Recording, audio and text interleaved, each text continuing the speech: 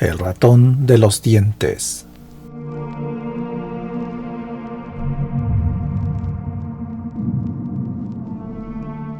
Nunca me gustó octubre. Hay algo en el aire seco, en las sombras alargadas y en las hojas muertas que crujen como huesos bajo los pies, que me recuerda que el mundo no siempre fue un lugar cuerdo. Leí la nota en un viejo recorte de periódico, una esquina amarillenta, medio rota, metida entre las páginas de un libro de cuentas olvidado. Lo había leído muchas veces, pero esa tarde, con la luz moribunda del crepúsculo filtrándose por la persiana, entendí algo que nunca había comprendido del todo. Baño de sangre en Providence, decía el titular. La policía continúa investigando el doble asesinato ocurrido anoche en la calle Angell 600. 2 muertos, un coronel retirado y su nieto de 12 años. Ni señales de robo, ningún enemigo conocido, las cerraduras intactas. Y sin embargo, sangre por todas partes, como si alguien hubiera destapado una tubería y dejado correr la vida. Lo leí de nuevo por enésima vez, pero ahora sabía que ya no podía fingir. No más excusas, no más noches en vela mirando el techo y preguntándome si pude haber hecho algo, porque yo estuve allí, no como un espectador cualquiera, no como un vecino chismoso asomado desde la ventana. Estuve allí. Y esta historia, esta confesión, no es para que me perdonen. Es para que ustedes, los que aún creen que la infancia es un lugar seguro, sepan la verdad. Porque hay cuentos que deberían quedarse en las almohadas de los niños. Hay criaturas que deberían seguir siendo parte de juegos inocentes. Y hay una moneda que jamás debió cambiar de manos. Empezaré con el viejo, Aurelio Mortimer, coronel retirado, 72 años, viudo, hombre de rutinas y silencios, el tipo de persona que huele a tabaco viejo y alcanfor, que usa camisas con los puños gastados y aún guarda un revólver debajo de la almohada, por si acaso. Vivía solo, o eso decía la nota, pero eso no era del todo cierto, porque Aurelio no estaba solo. Vivía con Charlie, un pastor alemán con el lomo encorvado y los ojos nublados por la edad, un perro tan viejo que cuando dormía parecía muerto, un saco de huesos con patas que solo se animaba cuando el coronel le rascaba el cuello mientras le contaba historias. Porque el viejo contaba historias, muchas, casi como si el pasado fuera más real que el presente. Historias de guerras que nadie recordaba, de castillos y duendes.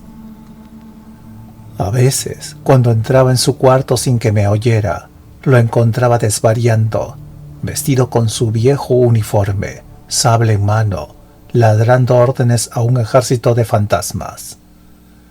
Y después, como si nada, lo guardaba todo, y se metía en la cama con el revólver bajo la almohada. Siempre es bueno estar preparado, decía, y tenía razón. Porque esa casa, vieja y silenciosa en el corazón de Providence, estaba a punto de llenarse de muerte. El 9 de octubre llegó, con un sol brillante y una brisa perezosa, que no presagiaba absolutamente nada. Esos son los días más peligrosos, ¿sabes? Los que parecen normales, como si el universo se estuviera riendo por lo bajo, esperando el momento perfecto para clavarte el cuchillo en la espalda. Esa mañana, el hijo del viejo, Michael Mortimer, farmacéutico y hombre práctico hasta la médula, dejó a su hijo Víctor frente a la casa del coronel. «Unos días nada más, papá. Tengo que viajar. Tú sabes, negocios», dijo, como si estuviera dejando una bolsa de víveres en lugar de a su propio hijo. Víctor tenía 12 años, pero se notaba que el mundo ya le había mordido un buen pedazo del alma. Era flaco, de huesos puntiagudos, ojos grandes, que parecían tragarse todo lo que miraban.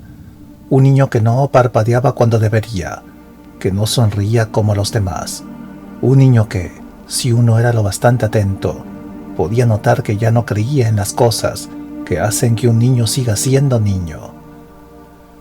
Y sin embargo, cuando cruzó la puerta de la vieja casa y saludó a su abuelo, se comportó correcto, medido. Observó todo a su alrededor, con la meticulosidad de un ladrón profesional. Detuvo la vista en el estante de libros y sin que nadie se lo dijera, tomó uno con cuidado, como si se tratara de una reliquia sagrada, y fue a sentarse a un sillón. Media hora después, su padre se marchaba. El silencio volvió a caer sobre la casa como una manta pesada, con apenas el tic-tac del reloj del comedor, marcando los segundos. «¡Qué chico tan educado!», murmuró el viejo, satisfecho. Sí, demasiado educado, demasiado silencioso, demasiado algo. Y entonces empezó la rutina, tardes de cuentos, de relatos imposibles y guerras ganadas con más gloria que sangre. El viejo hablaba y el niño escuchaba. No interrumpía, no preguntaba, no se movía siquiera, solo lo miraba, como si grabara cada palabra en una parte de su cerebro que no debía existir en un niño de su edad. El coronel estaba encantado, pero yo vi algo más, algo que no cuadraba, porque hay una diferencia entre el silencio del respeto y el silencio del cálculo. Y Víctor era un reloj andando en reversa. La tercera tarde, el viejo se sentó en su sillón como siempre. Tenía ese gesto sereno de quien va a abrir un baúl lleno de memorias polvorientas y encantadas. Charlie dormitaba a sus pies como un saco de huesos con pulso, pero esa vez algo no encajaba. Víctor se removía en su asiento, no mucho, solo lo suficiente para que el viejo se distrajera y torciera el gesto, como un cuentacuentos interrumpido a media frase. «¿Qué sucede, Víctor?», preguntó el coronel, frunciendo el ceño. «¿Ya no te gustan mis historias?». El niño se llevó la mano a la mejilla. «Es mi muela», dijo, «un diente de leche que no se quiere caer. Me duele». El viejo se relajó y sonrió. Tenía esa sonrisa torcida que tienen los hombres viejos cuando se topan con algo que conocen bien. «Ah, eso», murmuró, «eso es normal. Es uno de los últimos, los más tercos. Pero tranquilo, cuando se caiga, vendrá el ratón de los dientes con una moneda para ti». Víctor alzó la vista y por primera vez vi un destello en esos ojos que me heló la sangre. No fue sorpresa, no fue ilusión, fue hambre. «¿Quién es el ratón de los dientes?». El viejo se enderezó en su silla, parecía ofendido, incluso dolido. «¿Qué? Nunca te han hablado del ratón de los dientes, pero si es tan famoso como Pulgarcito o el gato con botas. Es un ser mágico, inmortal. Viene por la noche, se lleva el diente y deja una moneda, así de simple». Víctor se inclinó hacia adelante, los ojos muy abiertos, como si el dolor se le hubiera ido de golpe. «Una moneda real». «Más que real», dijo el viejo, ya metido en el personaje. «Una moneda mágica, reluciente, dorada. Un tesoro. Pero para eso tienes que poner el diente bajo la almohada y creer. Eso es lo más importante, Víctor, creer». «Cuéntame más», pidió el niño. Su voz era una mezcla de ansiedad y algo que no supe identificar en ese momento. Una especie de excitación oscura, casi eléctrica. El viejo se recostó, cerró los ojos y comenzó a relatar. Fue una historia larga, de esas que serpentean entre la fantasía y lo imposible, con castillos de dientes, túneles bajo la tierra y ratones que sabían más sobre los humanos de lo que los humanos sabían de sí mismos. Y Víctor escuchaba con los ojos brillando como monedas nuevas. El diente cayó al día siguiente. Víctor mordía una manzana verde sentado en la galería trasera cuando de pronto se quedó inmóvil. No hizo gesto de dolor ni soltó una queja. Solo escupió una mezcla de sangre y pulpa sobre su mano abierta.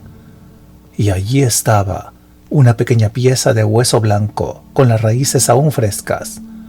Una cosa tan pequeña que, sin contexto, no parecería más que un fragmento inofensivo de algo. Pero ese día, en las manos de Víctor, era el inicio de algo más. ¿Ya se cayó?, preguntó el viejo con una sonrisa paternal, asomándose desde la puerta.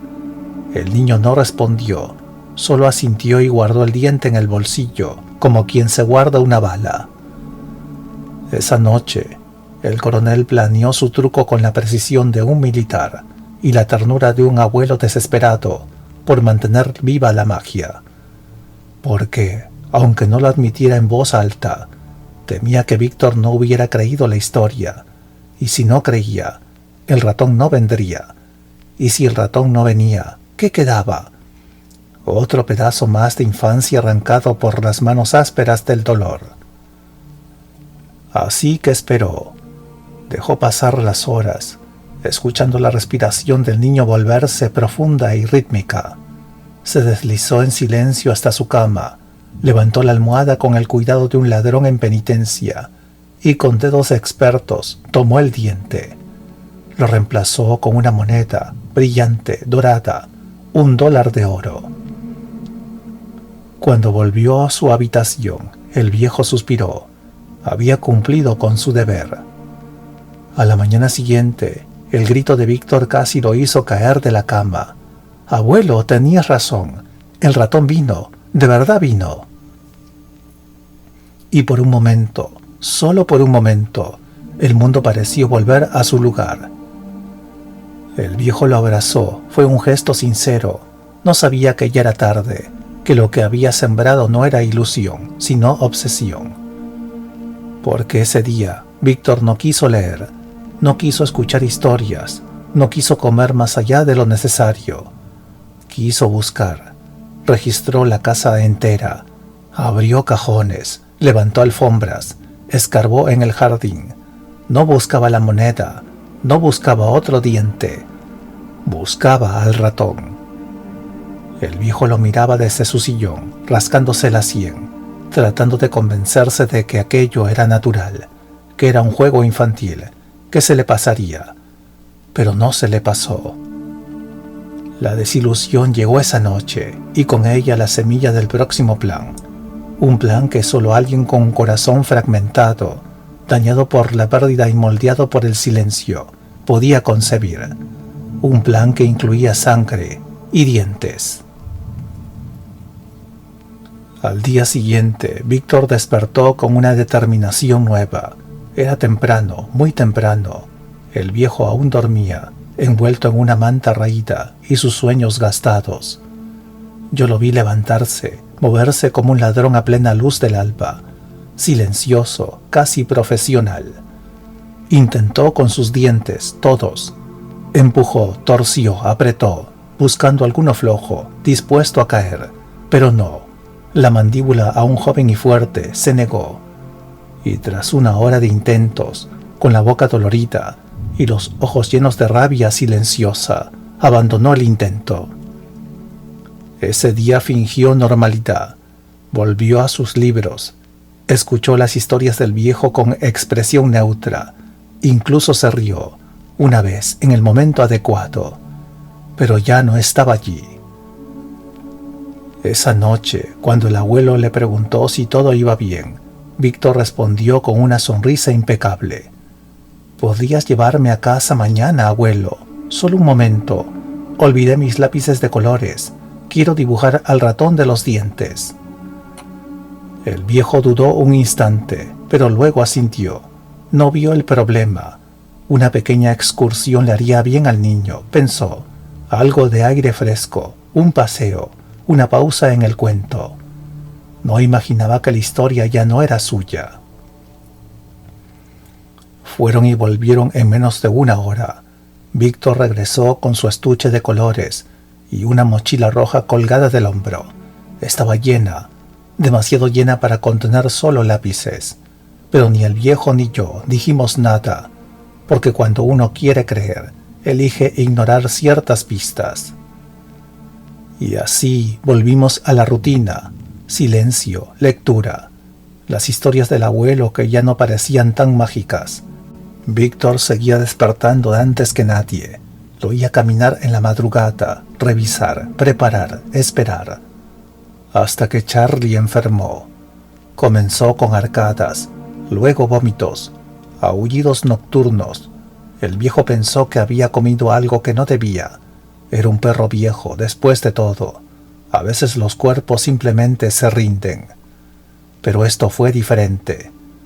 Al tercer día, Charlie yacía inmóvil en el patio. Había sangre junto a su hocico, como si el cuerpo intentara expulsar lo que lo estaba matando. El viejo cayó de rodillas, lloró, no con desgarro, sino con esa tristeza opaca que viene con los años. Con la muerte conocida, Víctor lo miraba desde la puerta, de pie, recto como una vela, sin expresión. El coronel enterró al perro junto a un arbusto. Fue por sus herramientas. No notó que faltaba el alicate. Esa noche la casa estaba más vacía que nunca. La muerte se había llevado algo y había dejado otra cosa en su lugar, algo frío, algo que esperaba. A la mañana siguiente, Víctor se apareció en la cocina con algo envuelto en papel higiénico. Lo sostuvo frente al viejo como si le ofreciera un premio. «Mira, abuelo, otro diente para el ratón». El coronel parpadeó. 2 dientes en tan poco tiempo. Algo no encajaba. Pero el dolor por la muerte de Charlie todavía le nublaba el juicio. No estaba pensando con claridad, así que sonrió, forzado, pero sonrió. Eso es maravilloso, hijo. No te olvides de ponerlo bajo tu almohada esta noche». El niño asintió y sonrió también, pero no con ternura, no con inocencia. Fue una sonrisa medida, afilada, como una cuchilla recién afilada, como si ya supiera que esta vez no iba a fallar. Esa noche el viejo se preparó. Pensaba repetir el truco de la moneda. Estaba convencido de que con eso mantendría viva la magia. Tal vez incluso ayudaría al muchacho a sanar, a superar la muerte de su madre, a ser un niño otra vez. Pero Víctor tenía otros planes. Se acostó temprano, se tapó hasta el cuello y esperó. Apretaba los párpados, fingiendo dormir, mientras su corazón golpeaba el colchón como un tambor de guerra. Las 10 pasaron, luego las 11. A las 11:30 cerró los ojos, solo un segundo, y se durmió. La mañana lo recibió como una bofetada. Miró el reloj colgado frente a la cama. 8:30, gritó, se lanzó hacia la almohada, la levantó, y allí estaba la moneda, dorada, brillante. La arrojó con furia, y ésta golpeó la pared con un tintineo hueco, antes de perderse bajo la cómoda. El viejo, al escuchar el golpe, se acercó. Víctor no dijo nada. Estaba sentado en la cama, los brazos cruzados, la mirada clavada en algún punto más allá de la pared, un muro invisible, una frontera. Ese día no escuchó historias, no leyó, no habló, desayunó lo mínimo, comió sin gusto, y al caer la noche, apareció en el umbral del cuarto del viejo. «Le preparé algo, abuelo», dijo, sosteniendo una bandeja con galletas, mantequilla y un gran vaso de leche. El viejo se conmovió. Pensó que era como una reconciliación muda, un acto de ternura tardía. Sonrió, tomó la bandeja y se lo comió todo. «Gracias, hijo», dijo. «Esto me hace sentir mucho mejor». Y lo hizo por un rato. Pero 5 minutos después, un ardor profundo le trepó por la garganta. Su visión se nubló.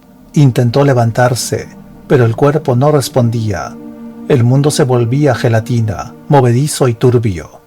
La lengua se le pegó al paladar. Solo podía balbucear. Y entonces lo vio. Víctor, sentado en su pecho, un alicate en las manos. «No te muevas, maldición», susurró el niño con voz helada. El viejo intentó gritar, pero solo salió un gorgoteo. El primer tirón fue torpe, doloroso. La sangre brotó en un hilo cálido que empapó la almohada. El segundo fue más fuerte, más preciso. El viejo quería morir. Prefería eso a sentir otra vez ese dolor eléctrico, brutal, que le subía por el cráneo como un rayo. Pero en algún rincón de su cerebro, un instinto sobreviviente todavía respiraba. Movió la mano bajo la almohada, sintió el metal frío, lo reconoció.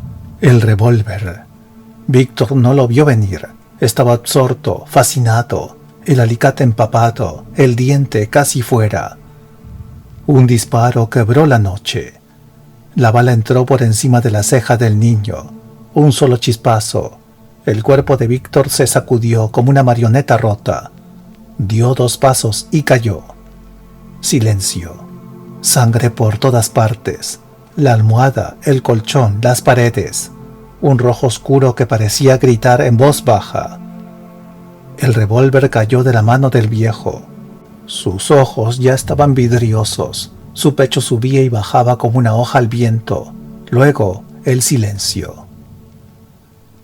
Todo ocurrió tan rápido que nadie supo reaccionar a tiempo.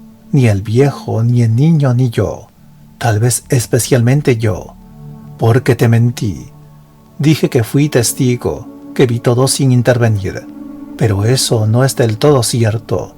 No fui un testigo, fui algo más antiguo, más paciente, más pequeño. Cuando el disparo se apagó y el eco se esfumó por las grietas de la casa, todo quedó en silencio. No ese silencio de paz, sino el otro, el que queda después de los gritos, el que pesa, el que sabe. Yo salí de mi escondite entonces. Me moví entre las sombras del cuarto, como lo he hecho cientos de veces antes.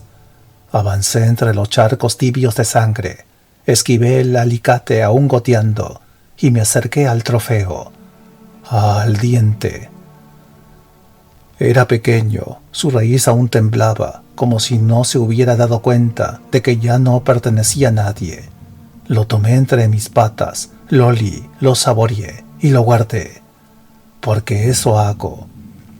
Yo soy lo que viene cuando el niño duerme, lo que se esconde bajo las camas y dentro de los cuentos, lo que nunca envejece, nunca muere y siempre, siempre cobra su precio. Me deslicé fuera del cuarto con mi tesoro, dejando atrás los cuerpos, la pólvora y el caos. Dejando atrás el intento desesperado de un abuelo por mantener la inocencia viva y el deseo enfermizo de un niño por atrapar un mito. Alertados por el disparo, los vecinos llamaron a la policía. Los oficiales llegaron pronto a la casa marcada con el número 600 de la calle Angle. Golpearon la puerta, que se abrió lentamente, como si alguien o algo la hubiera empujado hacia adentro. El silencio era absoluto. Subieron con cautela a la segunda planta, y allí se toparon con el infierno. El coronel muerto en la cama, con la boca ensangrentada. El niño en el suelo, el cráneo abierto como una flor trágica. El alicate, el revólver aún humeante. Y junto a él, brillante como un sol a mediodía, una moneda dorada. Mi firma, mi sello, mi pago. Porque no importa si crees en mí o no. No importa si eres un niño o un adulto, si tienes fe o no. Yo vendré, siempre vendré. Solo necesitas un diente y una almohada y la oscuridad suficiente.